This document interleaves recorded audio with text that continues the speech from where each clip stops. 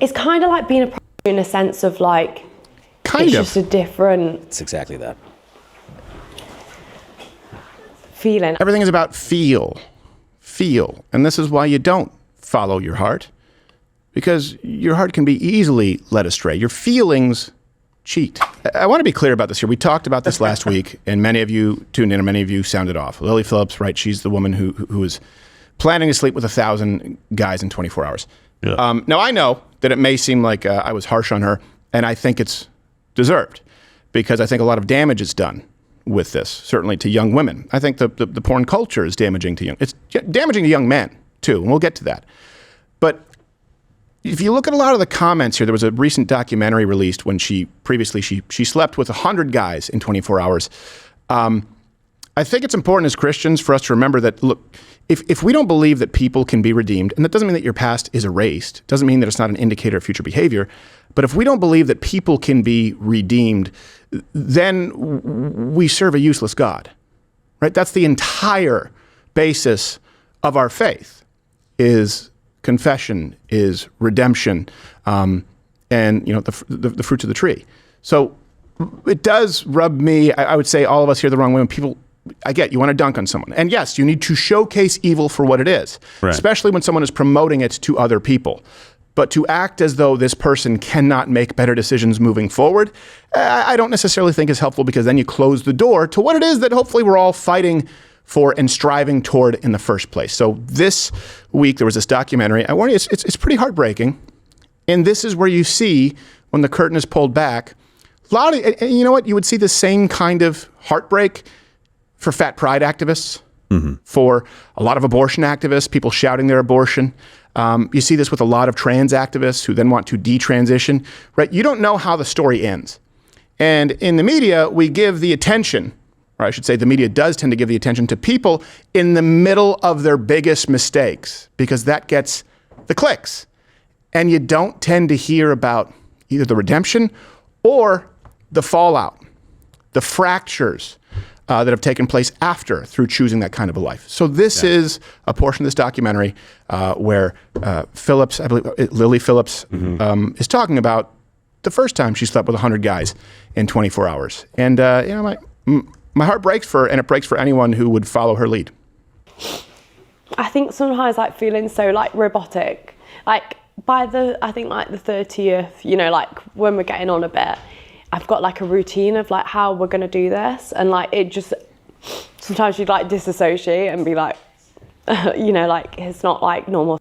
Like when they'd kind of be like, oh, like we've only had 2 minutes or 3 minutes and you said 5 on the message.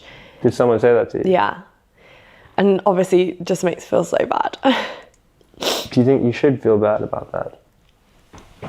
I guess when you've promised something to people who support you, it's kind of hard to let them down. But it's up to you, right? Like when you. Yeah. I don't know if I'd recommend it. Pause it really quickly. I think if you're I don't think she's being disingenuous there. There is a pathology for some people who have to actually be pleasers and really just crave acceptance, often because they weren't given the kind of attention or usually healthy masculine love growing up, where she feels bad for not allowing men who will never see her again or care about her. They're mad because they don't get to penetrate her for all of 5 minutes, because she has to move on to the next man whore. So I want to be really clear here too. These men who take part are awful as well. Let's just be really, really clear. And of course she wouldn't recommend it, because she knows it's bad. She won't say that when it's the veneer out there. She's trying to say, no, this is my choice. I'm proud. She's not. It's very clear she feels bad about it, and this is why she wouldn't recommend it. Let's continue. Different type of girl. It's very like, it's kind of like being a prostitute in a sense of like, it's just a different... It's exactly that. Feeling. I don't know how to explain it, like... It's not like just having sex with someone. Yeah. Just one in, one out, like it feels intense. The word you're looking for is wrong. Process, do you think, what's happened? Not yet. God, I won't forget this day, Jesus. Everything is about feel. And this is why you don't follow your heart because your heart can be easily led astray. Your feelings cheat. They lie to you all the time. And sometimes you even feel conviction, and you can cheat by stuffing that down and convincing yourself that there's another reality that's true. And so you see some of these posts on social from people saying, you got your 15 minutes, Lily Phillips, all it cost was your soul. She has no soul left. This shows how sick, and I agree, this shows how sick our society has become, but someone posting Lily Phillips probably end up killing herself if we're being honest. Look, and I'm not one to ever, I'm not outraged, I'm not offended. What I'm just saying is you do see some of these people now who don't include the pursuit of spreading the good news, the pursuit of people being redeemed, and just want to dunk. Yeah. And you do. There needs to be shame. Because sometimes it's not about the person you're dealing with, it's about the people watching. And if she's going out and she's saying this is my choice and it's a valid choice for everyone out there, yeah, that needs to be shut down. But it also needs to be met with an alternative. Yep, the first thing Jesus did was point out people's sin, and it was go and sin no more. He didn't just hang out with sinners his whole life. He said, go. You think if they were still prostitutes, if they were still tax collectors, and I love that tax collectors were put in the same class as prostitutes in the Bible, you think that's fair. You think you would have been hanging out with them? No, but it doesn't mean that you revel in people destroying their life. Right. And a big part of this, just like we talked about with Jordan Neely, right? You see it manifest itself in different ways. What about the parents? Where are the parents? And there's an argument right now where people are saying, I think she's lying here. I don't think she is, which is even more troubling. According to this woman, her parents are supportive of being a prostitute, to use her words. What is your parents' view on all of this? No, they're like so proud. Like, I generally have proof. My dad texted me like literally yesterday saying, I'm so proud of you, I love you so much. Like, they're fully supportive and things like that. My mum's actually like seen my OnlyFans. She sees what I do to like a certain extent, not the videos. I was that must be a little uncomfortable. Sending my mum my sex tapes, like, watch this. Now, we were sitting here during run through going like, oh, I bet you they're not. Some people thought that maybe she's lying. I don't think she's lying. Yeah. I don't think she's lying. And that's a real problem. A lot of parents think that it's their job to just make their kids happy. I just want my kids to be happy. Well, of course you want your children to be happy. Of course you want your sons and daughters to be happy. But that's not your only job. Right? Happiness is very different from purpose, fulfillment, pleasure, virtue. These are different things. You can have pleasure that's, again, disguised as happiness, but it doesn't mean anything. And it's very temporary. You can be happy, meaning you're getting pleasure, from going through the entire horizontal row of Oreos. And then you can convince everyone that you're proud and people can be healthy at any body shape. But guess what? That's not actual fulfillment. That's not true happiness. I bet you people here, it would bring you pleasure to sleep with every single Dallas Cowboys cheerleader. I get it. Not that some people are going to say not all of them, but the point remains. But that wouldn't actually be fulfilling. That would be a violation of myself. And you have some parents, I just want them to be happy. No, your job is to raise your children and prepare them for the world so that they don't make decisions just based on short-term happiness. That's not the only job that you have as a parent. You don't want them to be miserable, but you want them to find happiness, to find fulfillment in things that are virtuous. We used to understand that. That's why we discipline children. And it wasn't considered unloving to discipline your children, whether it's a timeout or whether it's a spanking. Why? Because you know that behavior is not going to ultimately lead to a happy life. So I see this quite a bit. I was just watching A Christmas Story last night, and we're seeing the dad where he's like, "Getting back, Randy." And then then there's a scene where he's opening the Red Ryder BB gun, and Darren, I think Darren McGavin was the name of the actor, is watching his son, and he has this joy because he wants to make his son happy, that moment of happiness, but he also washes his mouth out with soap when he swears. Why? Because that's not how you behave. We don't do that in this house because it's not right. You need both if you love your children. Saying, go bang 1,000 guys makes you a bad parent, and saying, and you know what? Hold yourself out as a model for other women out there is really bad. Before we get into this discussion, and I want to give the floor to you, Gerald, look, this is not inconsequential. As far as being in porn, it's tied with higher suicide rates, depression, an astronomical drug overdose rate.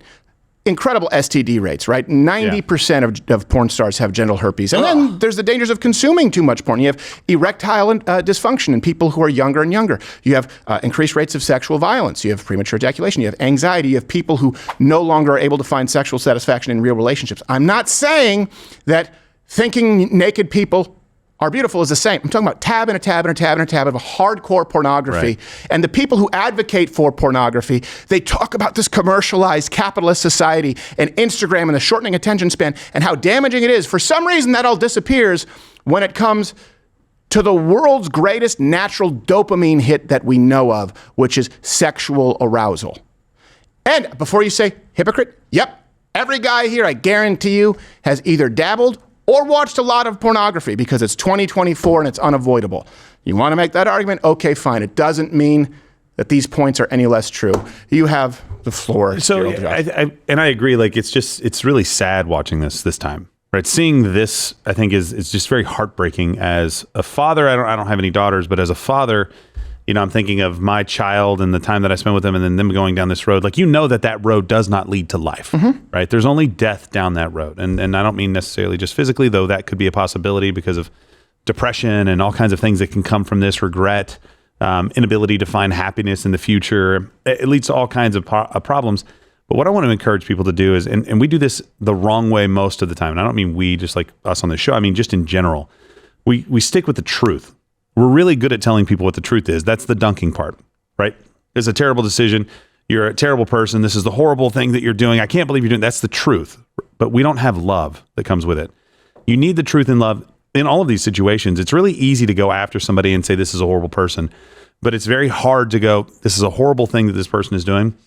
And I am going to now pray for this person. I hope that there's redemption for this person. I hope that there is an aha moment where this person goes, my goodness, I have gone down this terrible road. I can't undo that, but I can at least turn away from that. Yeah. Right? And we don't do a very good job of that. And I think that's something that I'm sure I fall victim to online as well. It's very easy just to dunk on people, but praying for people, praying for Joe Biden and Kamala Harris, praying for Nancy Pelosi, praying for people that you vehemently disagree with, praying for Putin to do better, right? Like, not praying for a dictator not to kill his I pray citizens. for Putin to get a bigger table. There you go. I mean, but he's already gotten that. So, prayer's answered. Yeah, right? exactly. I think that's the part that we miss in all of this. And that's the heart that we have to find. We have to find our soul, because guess what?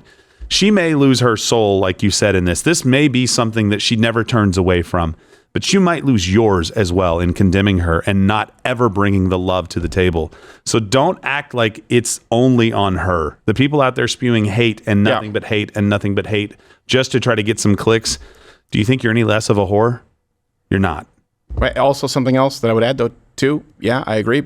But I also understand people out there saying this is going to be relevant to the future man that at some point she will want. Absolutely. I think that too many Christians are too soft. Well, it's as far, the Lord has thrown it as far as the eye. You can't even see it. The sin. That's not true. That's not. God has. It is relevant to her future relationships. And this man. And then you run into feminism, where this woman who clearly didn't have a father is going to need to. I'm going to get people mad at this. Is going to need a man to train her, and by that meaning a man. If there is a man out there, it's unlikely, who actually loves her and is willing to do the work, she's going to have to trust him and follow him and submit to him because she doesn't know what she is doing. But we can't do that anymore either because that's sexist. Guess what she needs? A little frickin' patriarchy. Hey, if you're still watching, you can click my face or this box next to me, which may bring you to another video, or it's going to bring you to another video. It'll play another video. But if you like this, it'll be one that you like. And if you didn't like this, you know, everyone deserves a second chance.